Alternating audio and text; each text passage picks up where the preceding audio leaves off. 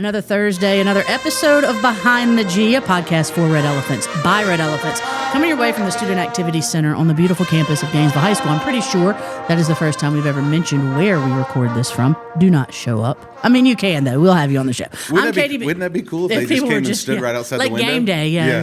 Not today, though, because it is raining and cold. Yeah. But any other time, please feel free. I'm KDB, and along with my co-host, Adam Lindsey, we'll bring you conversations that shine a light on the great things happening with our student athletes, coaches, and, of course, Big Red athletic programs. For those first-time listeners, or those of you who are like me and quite forgetful, make sure you're following us on social media. It's Go Red Elephants across all platforms. No spaces, no periods, just Go Red Elephants. And check out our athletics website. That's right, folks.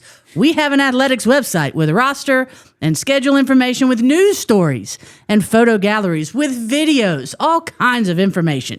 Everything your little red elephant heart could want, deserves, can handle. The site name, it's going to shock you based on what our social media handles are. GoRedElephants.com. That's right. Hard to remember. Bookmark it, please. Make my job worthwhile. We're laughing about that because I've been feeling some kind of way this week. I was just going to ask you, like, how much do you love it whenever somebody comes in and says, like, hey, y'all should do like an online store. Yeah. Or like, where can I find?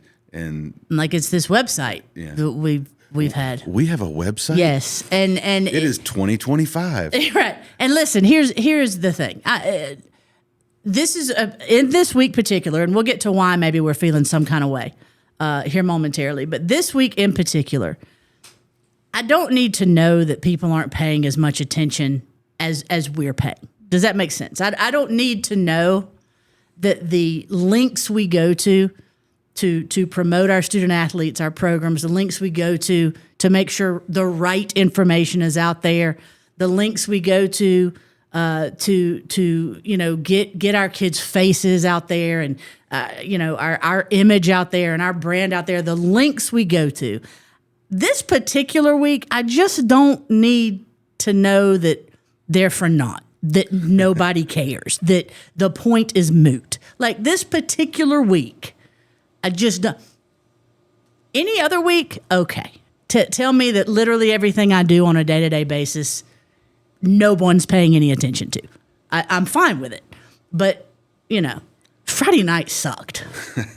Let's just, and it has carried over. Yeah. It's carried over. There's a hangover effect, certainly for those that are heavily involved in, the fan that it means a whole, I'm glad. Yeah. It sucks, but I'm certainly would hate to just be able to brush it off and move on like it didn't matter. Right. And we are always grateful when something hurts because it means we had the privilege of feeling deeply to begin with, right? Yeah. All that psychoanalytical crap that they feed you. Mm-hmm. But truth be told, this week sucks a little bit because Friday night sucked a lot. Yeah. And I mean, listen, I wear my emotions on the sleeve. If y'all are going to sit here and listen to the Behind the G podcast, you're going to notice something's a little off.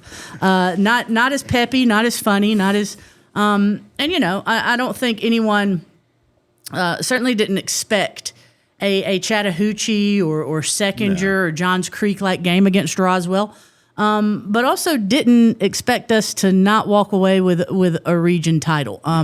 There was just. And with the kind of atmosphere we had, and then there being the class of 85, class of 95, and they brought good crowds, and it was Letterman jacket night, and it was like the first game with that perfect football weather, and that's aside from the fact that, folks, our football team, our coaches, but also our community wants these type of moments. They want to be great in these moments. So, all those things, kind of the accumulation of it all, just... Man. Well, and what adds insult to injury is we don't play again for 3 weeks. Yeah, and exactly. So and good or bad, depending on which way you want to split it. I mean, this one's going to sting for a long time. Yeah, we don't have a game this week to kind of get that taste out of our mouth. Right. So yeah, there was already dread having the 2 bye weeks here. But having the bye week with a loss like that just doesn't sit well, and it just doesn't make dealing with the whole situation any better. Yeah, and a fine line that Coach Niblett's got to walk here. Fine line he's got to walk, and if you listened at all to his post game comments to our student athletes, he realized he was already walking that fine line. The sting that comes with a loss in a game of that magnitude, in a championship game, I don't care if it's the Lanier Land Championship. Yeah. It's a championship game. Mm-hmm. It's a big deal. The sting that comes with a loss in that type of game, the sting that accompanies a loss in that type of game when you expected to win, and you would, a sting that hurt that you feel, keep it, but also realize this was not the ultimate goal. Keep that hurt, let it manifest into being great over these next 2 weeks and preparing for everything we want is still right ahead of us. Yeah. The season didn't end with a loss Friday night. It's a fine, fine line he's got to walk. Well, and I go back to a comment that he said multiple times, and fortunately, it hasn't. It hadn't come to fruition until last Friday night. Is when he says, "If you don't think it's a big game, lose it, and then you'll realize how big of a game it is." And fortunately, at the end of the day, as you mentioned, our main goal is still intact and still a big possibility. And then we've got the playoff implications. We're going to be paying attention a whole lot to the Roswell Milton game on Friday night, sure. To where I wasn't even planning on turning on the TV. But now we have to pay attention to it. And last thing I want to do is pay attention to Milton again. If you want to know the truth. Well, what's even worse is I don't want to pull from. I don't want to pull from. I really don't want to pull from. And Milton. that's where I really struggle. Is props to Roswell. They beat us. Oh yeah, their quarterback is good. They did a lot of great things on both sides of the ball. They put themselves in a position to win. New coach, his first year, came in, changed up a lot of what how they do things. They did a great job on Friday night, and I would love to pull for Roswell on Friday night, but unfortunately, can't do it. I can't do that. Can't do it. Well, and I guess what I can say is I want Milton to win, but I'm probably not going to pull for them. Something about that just feels wrong. One, with the way that their players treated our players in the now infamous walk to the field. And I should probably just stop there. But no, I can't do it. If any of you are on Twitter, pay attention to Twitter, as many football fans do, or men's basketball fans do, or really just men pay attention to Twitter a whole lot. They do. No, this is a conversation we have all the time. And I'm on Twitter because I'm a sports fan, and that is where a lot of sports commentary exists. Mm-hmm. And I eat that up like breakfast, lunch, and dinner. But it's an anomaly unless you are a sports writer. For females, Twitter's it's not where it's at. Yeah. But anyway, Milton's coach is very active on Twitter. I'll just say that. To the point where it can seem a little petulant. Mm-hmm. And I am not for grown men being petulant in any regard. So that is yet another reason why I am just like, oh, golly, I don't want to have to pull for Milton. But the scenario is, folks, Milton beats Roswell. We're the region champs. Now, they can throw that trophy away as far as I'm concerned. It's the one seed that's important. Yeah, but the one seed is important. We're the region champs. Roswell beats Milton. What does that look like? We're the 2 seed. Okay. We still get to host in the first round. That's the only guarantee. Round we're guaranteed at that point. So it's a predicament, but at the end of the day, we put ourselves in it. Oh yeah. I'm 100% on board with you. Milton wins, we get the 1 seed. I won't even call ourselves the region champs because I don't feel like we earned it. That's right. I've said, well, we'll take the trophy and give it to Roswell. Roswell will be like, we'll give it to Milton, and we can just do a circle. And hear me when I say that every athletic director feels the exact same way Adam does about if it becomes if it turns into a situation Milton wins and it turns into none of us want the trophy because it is not earned by anyone. Correct. Yeah, we've had just because of the scenario of a possible 3-way tie for first place or second place or third place, depending on how you want to look at it. Right. The ADs in the region have been having conversations about how to deal with it. And one person brought up to be nameless, brought up, well, I think we should do co-champions. And I just responded like, y'all can name yourself champions all the want. I just want the number 1 seed. Yeah. I couldn't care less about co-champions. I don't know what we're doing. That's gross.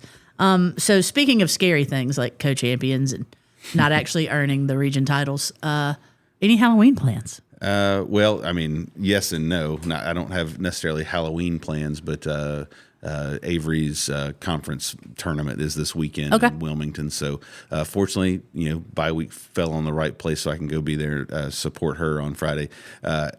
Abby keeps trying to get me to dress up as something to go to this conference tournament. I'm not convinced that's the right thing to do. She keeps coming back to wanting to be the Coldplay couple, and you mean the ones that were having an affair? Yeah. Okay. But I'm like, how do people, like, what do you wear? Like, I mean, like, how do people know that's what you're at? Yeah, and also, I mean, unless there's a history of Coldplay playing at these conference tournaments. Yeah. Do we have to go stand up in the rafters and do the little front hug or whatever it is? That's just weird. I don't get it. Yeah. So. No, if you're going to dress up for Halloween, especially to go to something where people aren't dressing up, you got to go all in. Yeah. If you're going to dress up, it's got to be something just completely.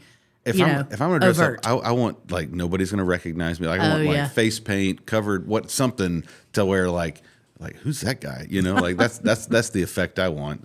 What about you? What you got? Nothing. A Friday night off. A Friday night without a home football game. It seems like, listen, last year the predicament we were in was completely opposite, right? Like. Yeah. We get a Friday night where we don't have to go and get in a car and drive an hour, 2 hours. Yes. And this year it's a Friday night without a home game. I love, we talk about it ad nauseum. Yeah. I love going to City Park and seeing Bobby Gruen Field and having the privilege of getting to work with and for our athletic department as a whole, but especially on football Friday nights. There's just something a little special about it.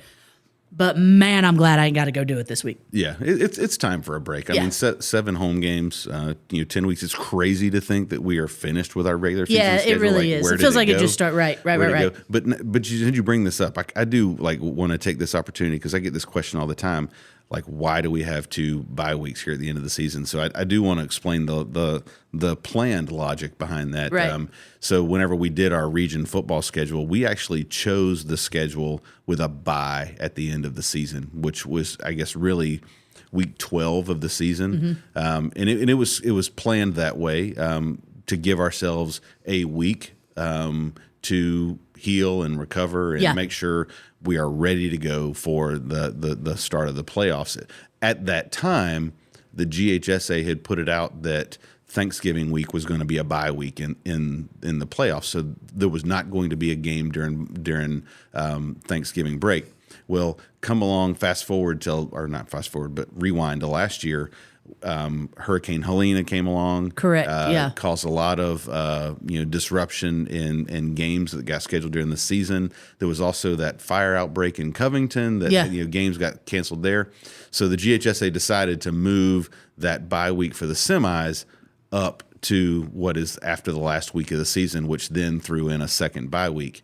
Well, that was all fine and good for last year, but apparently somebody said, hey, I like this, having a bye week, and they didn't call and consult us first, which was probably mistake number one. Right. So our great idea to have a bye week at the end of the season has now turned into 2 bye weeks, which is not a great idea. So yeah, and again, we go back to what we first started this conversation with, the fine line having to be walked by Coach Niblett. Now, here's the good news, Red Elephants. We have a head coach. We have a coaching staff who is comparable to none in this state. Probably the Southeast. I would even go nationally across the board.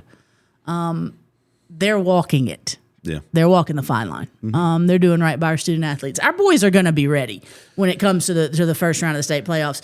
As for us fans, I might go crazy between now and then, but certainly, in our we're itching to get back to it. We really wish we had a game on Friday night, and I wish I knew who we were going to play in the playoffs, and forget your last game of the season. Let's go ahead and play on Friday night. I think we would all do that just to get started and move on. But our coach Niblett has a great plan. Again, he always has a great plan. This year was different than last year. he was able to plan for the 2-week break. Sure. Yeah. So, they spend a little bit more time in the weight room, a little more time on mindset training. They're going to practice Wednesday, Thursday, Friday. Next week will be a modified week as well, just to kind of give our guys as much time to rest and recover. And then the next week is back at normal planning for the playoffs. The other interesting thing about that bye week, and I have a theory that bye week is going to be a new thing that sticks around. Probably mainly for the PSR, the postseason ranking. Well, it's not a bad idea. If the idea of playoffs is best going against best, which is what you want, then the opportunity for teams to heal up is important. It's not a bad idea by any stretch of the imagination. I just hope they'll let us know that before we make schedules. Yes. That way, we don't get in a situation where somebody, because any momentum gained, it doesn't matter who you are and who you're coached by is lost in these 2 weeks. And we've talked about the difference between this year and last year, the injuries, all that kind of stuff, which weren't going to heal up in that time frame that we had to deal with going into the playoffs. We're pretty healthy right now, so it's really just about recharging and getting ready.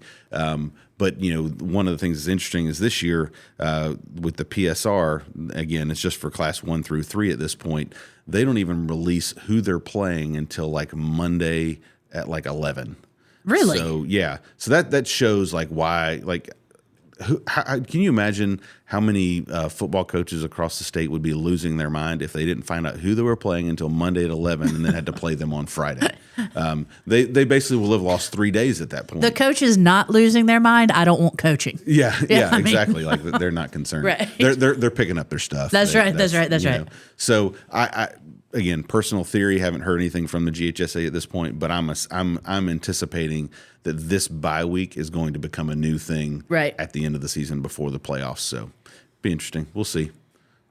So speaking of, I don't even know what, I was trying to make a good segue there, and there's not necessarily a good segue to get into what our alumni have been doing, what they've been up to. In our From the Trunk segment, as you all know, we are very fortunate to have a lot of recent alumni currently participating in collegiate athletics. This is something we'll do throughout the year here on Behind the G in our little intro segment before we get to the meat of the show, and that is, of course, our guest. We'll let you know what our recent alumni are doing on the field, on the court, in play on the college level. So what we got this week? So this week, a good dive into some of our football players that are playing at a high level. Want to mention Nick Taylor again at West Virginia. They played TCU. He had 3 tackles. Zion Ferguson playing for Pitt. They played NC State this weekend. He had a tackle. On the T-Lander watch, he had 5 tackles this week, one of those for loss. Do have 2 firsts. I want to take a special moment to mention. Number 1, Sky Niblett with Shorter. They played Barton College, and they picked up the 33-7 win. And Sky went 7 for 55 receiving and scored his first collegiate touchdown. Fantastic! So excited for Sky on that one. I know that was a big deal for him. Our second first goes a little closer to home to Baxter Wright, quarterback at Murray State. They played Youngstown. Youngstown, yeah, yes. That's a tough one to say. Yeah. He went 8 for 9 passing for 90 yards and his first passing touchdown. That's correct. Along with a team leading 7 for 30 rushing. There we go, boy. Leading rusher. Gets that TD pass. It was a pretty TD pass, too. Yeah, it was. It was a pretty TD pass. I'm super, super proud of Bax. Super proud of Sky, too. And how interesting that those two on the same week. On the same week. That's connection. Fitting. That's fitting. Yeah, a constant connection. I love the way that you just put that. A constant connection between those two. Listen, we're getting up to the season where you can drive by Bruce Miller Field early any morning of the week, and you're going to see Sky and Bax out there throwing passes. Yep. Because they come and work out. They work out with Nate, who you've met here on Behind the G. They come work out in the weight room and get their passing in. Gavin will be around too. A lot of our alumni are around here getting work in over the holiday break, which is coming up very, very, very quickly. And I know I'm going to be happy to have Baxter home. I miss that kid. I cannot tell you people. I think we need to have the 2 of them on at the same time. Oh, what do you think that would about be that? a blast. It would be fun for everybody. And you would get to see, I think, each of their personalities because the other's in the room that you wouldn't necessarily if we just had them on individually. You're 100% right on that. So yeah, no, that's a great idea. Something to look forward to. We all need something to look forward to right now, and that's for sure something to look forward to for me. Also, something to look forward to. What's coming up on Behind the G? Just after this little break, we're gonna have Isabel Lee on, cross country runner, future soccer player here at Gainesville High School. She's a freshman and doing huge things for our cross country program. We're going to talk to her. Also, Jordan McCoy, flag football coach, going to join the show again. His team doing pretty big things right now and has an opportunity this week to make them even bigger. So stick around with us, folks. This is Behind the G.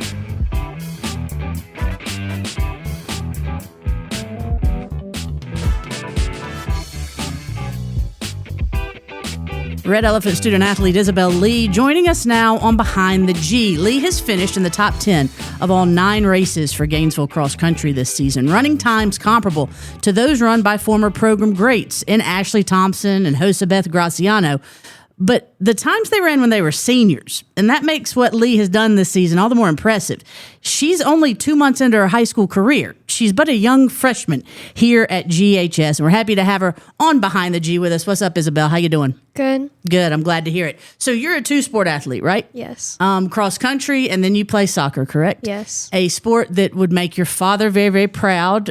Her parents, 2 former Gainesville High School Red Elephants, Kelly Lee, 1996 graduate, Morgan Lee, 1996 graduate, of course, Kelly Mathis Lee, and then your aunt, Katie Dubnik, was the other sport, the cross-country runner, big-time runner here, big-time runner at the University of Georgia. So first question is this: how have your parents influenced you to be the kind of athlete you are? They've always been super supportive, and they've always just, been there for me. And they've encouraged me to do a lot of different things to find what I like, and yeah. So, 2-sport athlete. So, soccer and cross country. We get a lot of crossovers between those two. But first, I'm going to ask, and I know the answer to this one. Which one's your favorite? Not a trick question. I don't really know. I like them both equally. You're not talking to Coach Corbett's not sitting here. Yeah. Which one's your favorite? Your father's going to get mad at you if you don't say it. It's okay. All right. So how what have you noticed is the biggest difference between running cross country in middle school and then coming to the high school? In middle school, a lot of the times before meets, we don't really run before the meets, so we're just going in kind of cold. But then in high school, we actually warm up. And then also the workouts are a lot harder in high school. And the mileage is a lot higher. So speaking of workouts being a lot harder, another different aspect of coming from middle school to high school is you're with Coach Corbett, right? So talk to us about his leadership. How has he helped you this season? He's been really supportive, and he's just kind of cheered me on because we had 3, I think, varsity runners quit this season. Right. And so he's just been really supportive, and he's been trying to help me do my best. That's fantastic. So with all that senior leadership no longer there, you've obviously come in and taken a role that's kind of a spotlight. How has the team been welcoming in a freshman who's kind of taking the lead on a lot of things? They've been very welcoming. I've made a lot of new friends, and they're all really kind. So who's your running partner? Who do you run with on a daily basis?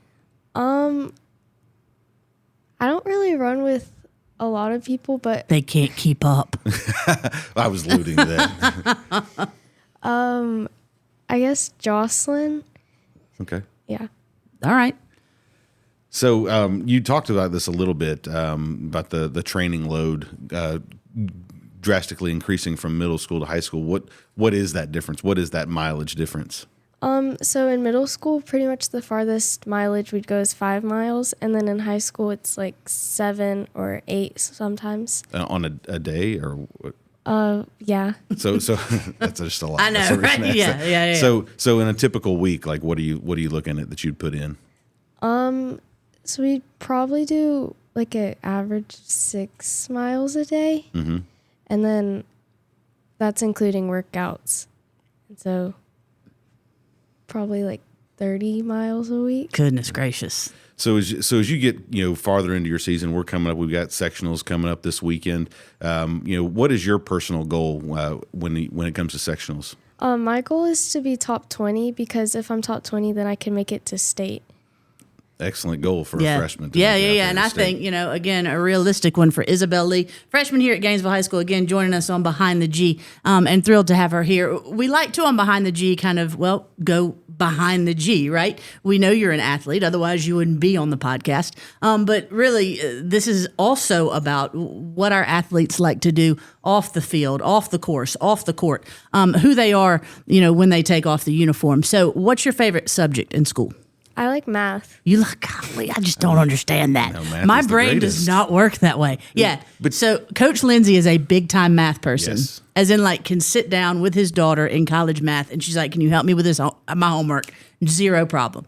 Me, my brain stopped mathing at addition. Long division. I'll give myself long division. Well, but you've got the English side of things. Oh, I've got the English side of things. That's kind of why this works. We're yin and yang right here. That's correct. Between the two of us, we got it figured out. That's right. So it's interesting you say math because your mother is a math mind, and your father, like me, is an English brain.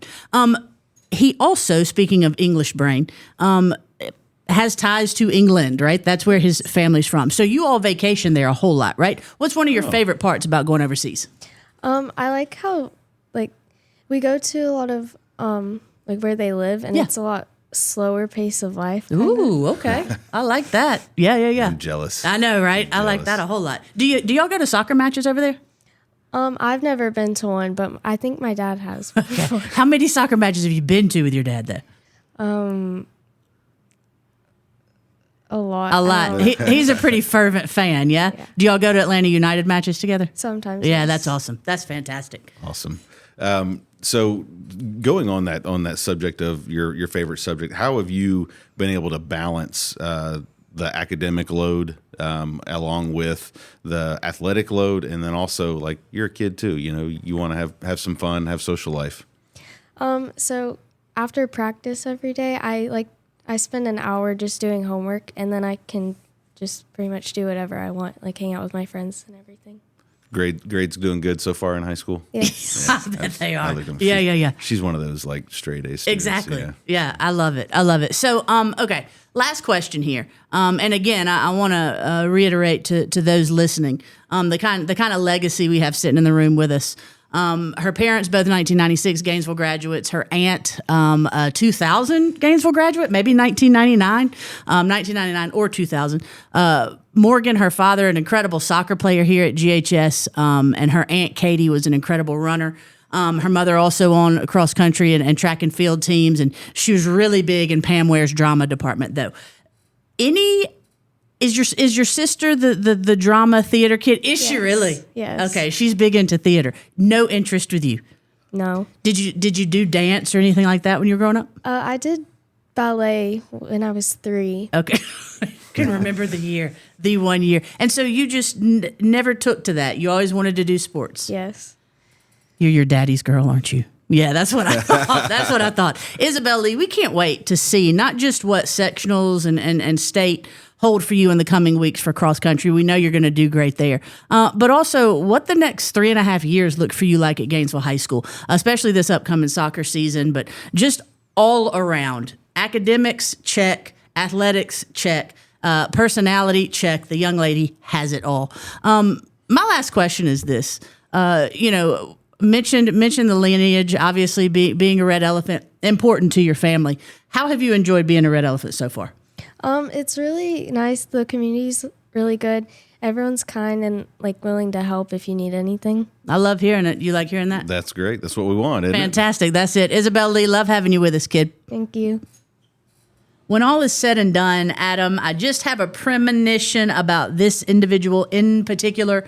I've got a premonition about a lot of individuals, and if I don't have a premonition about them, I make one up and formulate an opinion. But anyway. Sometimes that's more fun anyway. It is.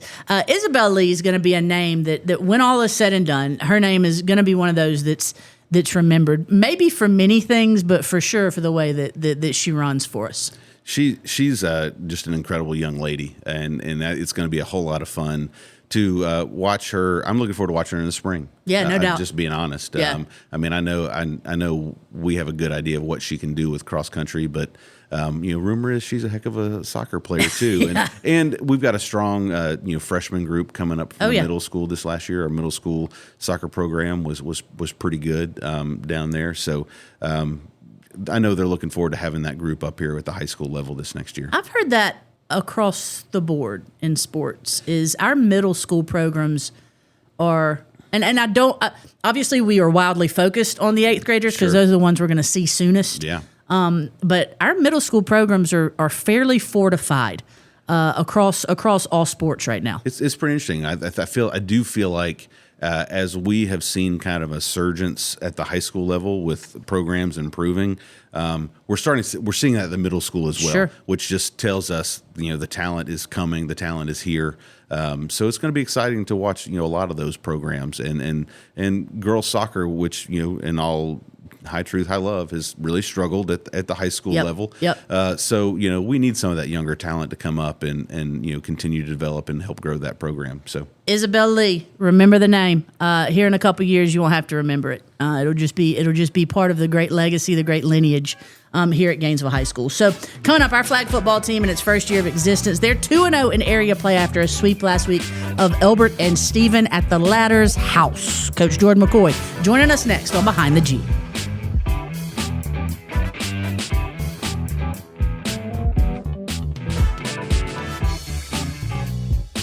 As we move on through this episode of Behind the G, we wanted to welcome back into studio and thus back on the show, Jordan McCoy, head of our flag football program. His team moseying on through the season, and they currently sit at 3-3. And last week, won the program's first 2 region games. Most importantly, got that program's first shutout as they beat Stevens County 20-0, beat Elbert County 27-6. Jordan, what's going on? How are we doing? Thanks again for having me. Oh, listen, absolutely. I was just thrilled that we were able to get you momentarily out of the class you were teaching. Why don't you tell Behind the G listeners how you were instructing our young people? I had the opportunity to teach. We're in the middle of relationship training. Relationship training. Listeners, elders out there, because most of you out there listening are, do you know what relationship training is? It's new code. How we've gotten into codifying America, right? It's new code for sex ed. That's what they call sex ed now, is relationship training. It's awkward, yeah. Well, I don't even know what to say about it, but it's definitely not the same thing I went through when I was in high school. Well, I'm just saying, not all sex leads to relationships, That's and not true. all relationships. That's all. Anyway, we don't need to get into that. Off topic. So, Jordan, back to your flag football team. Incredible performance last week in wins over Stevens County and Elbert County. How do you feel like the girls are progressing? They're doing really well. We got some pieces that are coming together. Girls starting to more solidify some roles. Trying to get some more girls experience, some young girls. Abby Brown had a huge interception right at the end of the game. It's probably the most awkward football play I've ever seen in my life. But pick 6 in the game. So that game ended up being 27-6. It should have probably been 21-6. But really cool play for her. And then Shalonda Myers did what she did. We were able to get her the ball in space, and she can go. So it's really just starting to solidify some roles and see different pieces. Like I said on the last episode, we're still learning every opponent we play, trying to take a little bit of here and there what other schools are trying to do to us and apply it in ways that fit our athletes. 2 kind of constants for your team so far, at least from what I've gathered, is one, the play of quarterback Shaylin Jones. She's good for at least a couple touchdowns a game, whether it's running the ball or every once in a while a nice TD toss. But really, your defense is a stalwart. And it's interesting to me how many sacks you all get, especially in the region doubleheader that you won last week. How does the speed you all have on the edges, how do y'all have that ability to get to the quarterback? So we got a group of 4 girls that really just love to get after the quarterback, and so we kind of rotate them through. And what allows us to really do that is having a linebacker and a back end secondary that are just ball hawks. So when the ball goes in the air, we feel really comfortable with those girls back there. And so that allows the Shaquela Myers, the CC Clevelands, the all those girls to get after the quarterback. And they love doing it. It's like in practice, sometimes it scares me to death because like they're going after like arms and like knees. I love it. Like it's just It's always a little more aggressive than you think it's going to be. You have to pull them back, which is a good problem to have. Right. When Jordan talks ball hawks too, Demaria Colburn alone had 3 interceptions in the region doubleheader last week. But I think as a team, y'all had like 8 over the 2 games. Just remarkable stuff. We do. That group back there, Coach Brown does a really good job of putting him in a spot to be successful. But they're all athletes. They love they're used to chasing a basketball around the court, getting rebounds and stuff like that. Not scared to go after the ball in the air. So it's easier for me to pull the strings back than to tell them to go be aggressive. So I'll take a penalty here and there for them being aggressive rather than trying to tell them to pull back. I like that. I like that. So you mentioned that they're all athletes, and they all are. But a little bit of an interesting transition going on as you've had softball season end, volleyball season end, and you've added some of those girls to your roster. How has that changed the dynamic of the team? So Finley O'Callahan, she's a great addition. The snapper or the center in flag football is a lot like what I would say almost like a tight end in football. A lot of shallow routes is almost kind of like a safety blanket for the quarterback. Mm-hmm. So her and Juju do a really good job of kind of the release, block, do a little bit of receiving, all the above. But that's a good tag team mixed in with Tara. Tara's doing a really good job of learning every game and getting better. So we're just going to be able to alternate really those 3 around and get them into, different formations and try to give people different looks that can give us, just a better opportunity to be successful. So as you're going into, you're undefeated in the region. Have you had much of an opportunity to watch the rest of the region play? How are you feeling about the region alignment? I have. I've been doing my best to talk to some schools, try to get film and do some background stuff. We're gonna watch film today, and then go out and do a little walkthrough. I like showing the girls kind of what they're gonna be going up against and understanding certain situations. A lot of these girls have never played football before. Yeah. I've never coached football before, so like me even saying, hey, in this situation, this is what we're gonna do, and that's one thing. Like progressing from the last time we spoke, like. We have hot routes now. We have different. We have check reds and stuff like that where we can do different things to put us instead of it used to be like here's a play, that's what we're running because we can't get out of it or know anything out of it. So now they're just learning the game and understanding that we can do. It's not robotic anymore per se. It's more of being able to execute certain things at certain timing and all that kind of stuff. So. Coming up Wednesday night, Gainesville hosting its first region doubleheader. East Forsyth, Habersham County coming to Bruce Miller Field. 5 and 7:30 p.m. are your kickoff times. And again, Gainesville's sitting pretty at 2-0 in the region. Final question for you here, Jordan. Last time we talked, you all had come off a huge scrimmage win over Johnson. And then you go into Marist and Clark Central, and there was some humbling that went on there. You had 2 programs who, although they were just a year old, they still had what you mentioned your girls didn't have, and really that's the benefit of experience that can go a long way. So how have your girls handled the highs, the lows, the adversity that comes with losing, but also turning that adversity into some lessons that frankly a new program needs?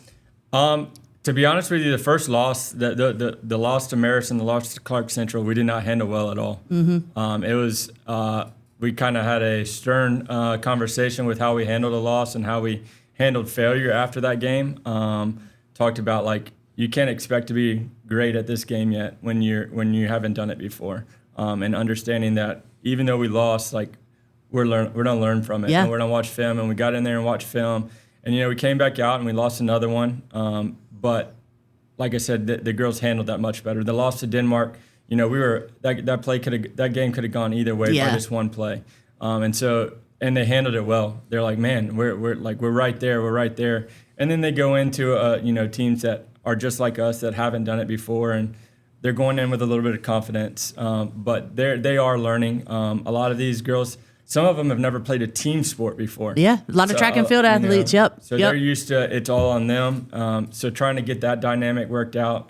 but we're getting there. I'm glad that those losses happened when it happened. I'm glad that the schedule we have, like next week, is a daunting task for us. So hopefully we take care of business tomorrow. We claim ourselves area champs. Know that we're hosting the first 2 rounds of the playoffs, and then guess what? We got Buford and Seconder, who are all top 5 in the highest classification or in their respective classification. So hopefully we take care of business. But again, we still got a long way to go to learn and keep getting better until we come back and hopefully, right after Thanksgiving, make a run at this thing. So. And with Adam sitting here, I've got to say this before we let you go. There are a lot of people who would have mailed it in. I hate to use that term, but that's what I'm trying to say. I don't maybe mean to be that grotesque about it, but would have not taken this first year as seriously as you are because there are 0 expectations. And probably just with athleticism alone, we could finish pretty high in our region. Yeah. And without having to know much about football, flag football, just sheer speed and want to, right? We could probably do okay the way that our region is set up. But the way that you've taken the proverbial bull by the horns, and to hear you talk about hot routes and having, being able to audible out of certain plays and the growth of the program and thus the growth of these girls, Jordan, I gotta say, I'm really, really, really impressed. And as a Red Elephant and a former female athlete, really appreciate you taking this so seriously. For those girls, man, that really means something. It would be doing them a disservice. Yeah. And 75% of the team's freshmen, sophomores. Right. So, I love our seniors, but we are going to have a really good, strong group coming back. So to just take this year as just the first year, no, like that's not. I want to win if we're playing checkers or chess. That's how I operate. So I mean, if I'm going to do something, I'm going to go full board with it. So. Well, it's clearly working out. And listen, best of luck to you this week. We'll be out there watching.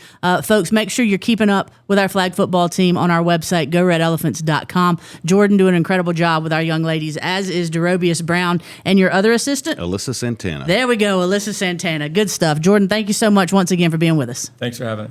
So by the time this podcast is published, Thursday morning, of course, and we're on Spotify now. I know. I was wondering if you were going to bring that up. Yes, we are now on Spotify. I'm super excited. I'm a huge Spotify listener. Right. That's what I listen to. A lot of people are. Yeah. So now I've got it saved, and it's right at the top of my list. And folks, let me tell you what. I am a bright young lady in some areas. Okay? Don't be asking me any math questions. You'll be highly disappointed. I'm a bright young lady. It took me 2 months to figure out how to get the podcast on Spotify. It's not about how you start. It's about how you I'm finish. saying, man, I was struggling. But we are now on Spotify. That means we're everywhere. And once we add video to this, which is coming very, very soon, we'll then be on YouTube too and really across everywhere. Now, you got to download several versions. You all won't. I'll have to. But it's all worth it. Well, and give props to Podbean. I've enjoyed it. And absolutely. It's been great on the. And they didistribute everywhere for us. If you listen on Apple or on, it is where it is. But I do want to take a second, just because you've brought all this up. Tell our listeners, because I want to thank them for listening. Right. How our downloads have been going, because I think I'm excited about it. And again, I also want to take this opportunity. Look, people. I show up and set the microphones up. That's my contribution to this. KDB does all the research and editing and uploading, all that stuff. So I'm super appreciative of what she's done to get this podcast up and going. And I know that people enjoy listening to it because I hear the feedback. I hear the feedback of whenever we don't put one out. That's mainly when we hear the feedback. But anyway, I want people to know that they're not the only ones listening. So absolutely. So we got word, and this is let's see, this one will be put out October 30th, and so we got word 2 weeks ago, I guess it was, from Podbean. I got a little congratulatory email that we were at 1,000 downloads, which might not seem like a lot if you compare us to I don't know, Pod Save America or whatever popular podcast you're out there listening to. But for us and our little niche market, and with it being a podcast for Red Elephants, by Red Elephants. We make no bones about that. Getting 1,000 downloads and essentially the first month and a half, 2 months of the show is a really big deal for us. And I was pretty, I mean, that, you know, because at that point we had 9 episodes out. Yeah. So this will be episode 11. We had 9 episodes. So that's over 100 downloads. You know, again. And that's downloads. That's downloads. That's not listens. Correct. Which means there's been more than that. And that's just one platform that it was on. So, you know, again, appreciative of everybody that's taken the time to listen. Appreciative of KDB for all her hard work and making sure we get this out. And being, you always call me the co-host. I'm kind of more of like the sidecar guy on I don't this. think that's true. You know, so I appreciate. First of all, my dad would never let me have a motorcycle, so I couldn't have a sidecar. I'm just saying. Well, I always wanted to be, you know the show Chips, right? California Highway Patrol, and you had Ponch and you had John, right? So I would watch Chips. Of course, I was a young girl, but I wanted so badly to be a California Highway Patrolman. Who didn't at that age? I wanted to be Ponch in particular, not John. He seemed like a bit of a loser to me. I wanted to be Ponch in particular. So my parents, like, you know how back then they would have like the sets you could buy that dressed you up. Sure. Okay, so they had like a Chips like dress up set. And so for Christmas I got the Chips dress up set. Now all it was a helmet. You know, they had the helmet with the little chin strap. And then it was like handcuffs and just, you know, anyway. Yeah. That was, and then I had this. Well, I called it a cow. It was a seal. It was a little plastic ride toy, right? And that was my motorcycle. That was your motorcycle. Okay. And then my parents bought me a pair of boots that I wore, and I would dress up for every Chips episode, and I would act out the Chips episode but only as Ponch, because remember, John I thought was a loser. And so Ponch, I would be Ponch. And I would sit in front of the TV on my what I thought was an orange plastic cow, but really it was an orange plastic seal. And I would act out. And then the boots I had, turns out they were chicken boots.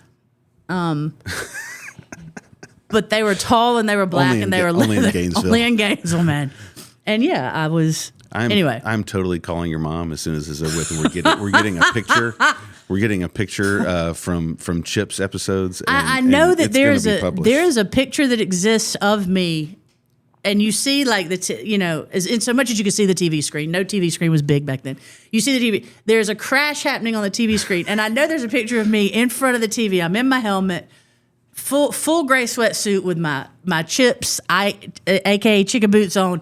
And I am I'm watching the TV so intently and crashing. I'm so glad you were wearing a helmet. I would hate for anything to happen to your head. Especially on that shag carpet that we were all sporting back in the early 80s. Anyway, we got way off track there. So talking about, flag football as we just did. And again, by the time this is published on Thursday morning, flag football team, hopefully, fingers crossed, going to be 4-0 in the area.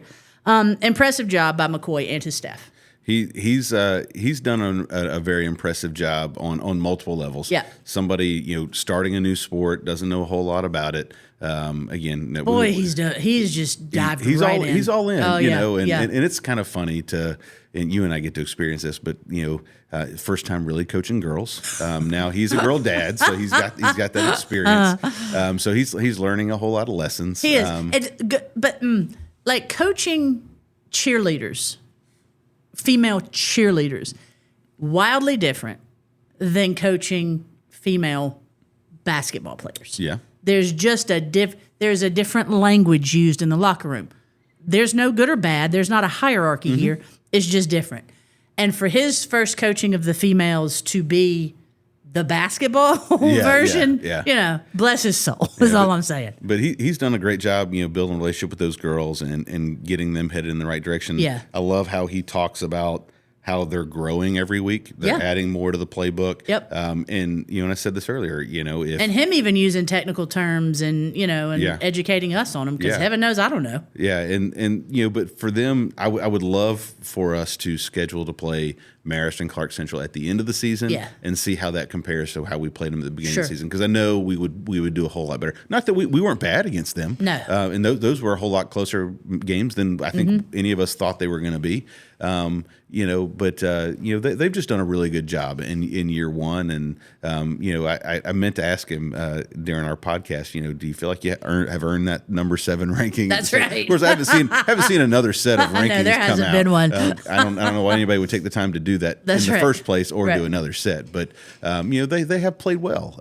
So, again, hopefully, by the time this comes out, they're 4-0 in the area and are set up in a great place for success moving forward. And I really appreciate him talking about how we did not handle losing well the first time. Yeah. The second time, we handled it better. Growth in that regard, to me, even more important than growth in your ability to play something, is the growth a human does in their ability to handle adversity. And I love that Jordan's taken those reins too. So all around, just a great job by him and his staff. Can't wait to see our young ladies play. We're recording this part of it on Wednesday. So for us, it'll be tonight. The next opportunity you all get to see them play will be in November when Lovett and Archer come to Bruce Miller Field. We'll let you know about that date, though, a little closer to it. Adam, anything else you got for this week? Well, I'll go ahead and let the cat out of the bag. Okay. So, next week we got another bye week. So we're going to take that opportunity to talk to our basketball coaches. Absolutely, yeah. Winter sports officially started 2 weeks ago with practice and stuff like that.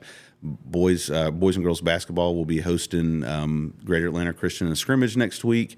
So I'm looking forward to next week talking to the basketball coaches, kind of getting an idea. Yeah. Again, I think it can be a very special year for our boys program. I know our girls program is going to continue to grow and compete. But I was going to ask you, so as we head into winter sports, what's the storyline you're following when it comes to our basketball programs?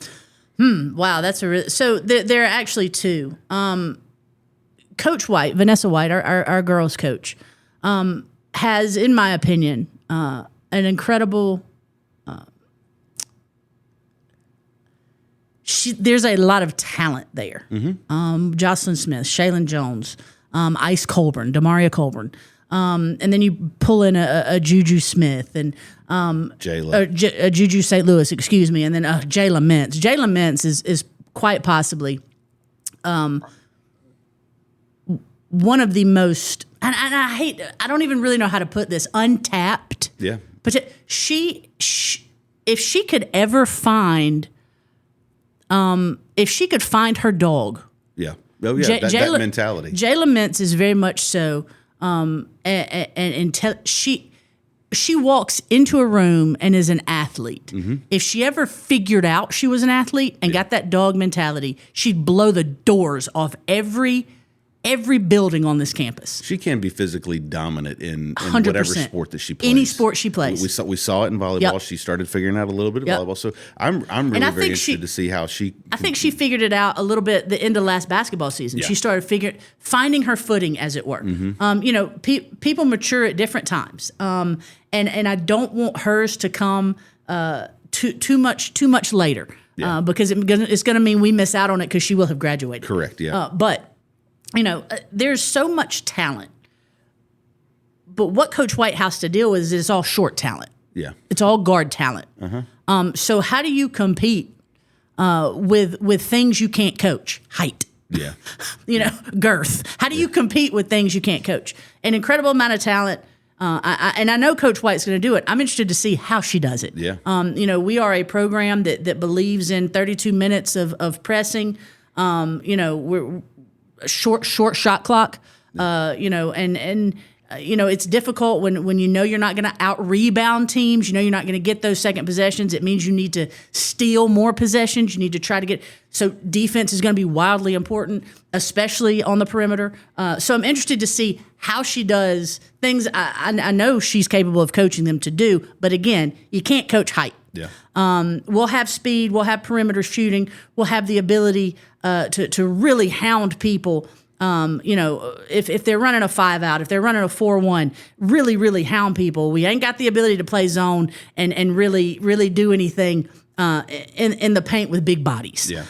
Yes, we've got some height with Juju and we got some height with Jalen, but it'll be interesting to see how she combats, again, things you can't coach. Where our boys are concerned, the storyline for me is just what is it gonna look like? I have an idea of what the group of talented student athletes Charlemagne Gibbons is capable of doing. What's it actually going to look like? This is Coach Gibbons is a known name for a reason. He is a cultivator of talent. Yep. He is also a cultivator of great teams. Yep. Again, the only state championship winning coach in the history of Morgan County athletics. And it was with a group of guys that he brought up from elementary school up through. Boys and girls. He won both in the same year. Right. Like, he is an unbelievable cultivator of talent. So what does that product look like when it gets onto the floor? Yeah. Because I know the work that's been happening behind the scene, behind the G, as it were. I've seen the work. What does Q look like? What does Charlie look like in their senior years when they are now committed and don't really have to worry about that? Q going to Troy and Charlie going to Belmont. They don't have to worry about that. KJ, one of the most dynamic guards we've possibly ever had here at Gainesville. Had Sebastian. You bring all these elements in, and I do mean bring in, but also, these eighth graders he's been so excited about that are ninth graders now. We know are going to contribute. What does the product look like? And not necessarily game one, but when we hit region season, how refined are we going to?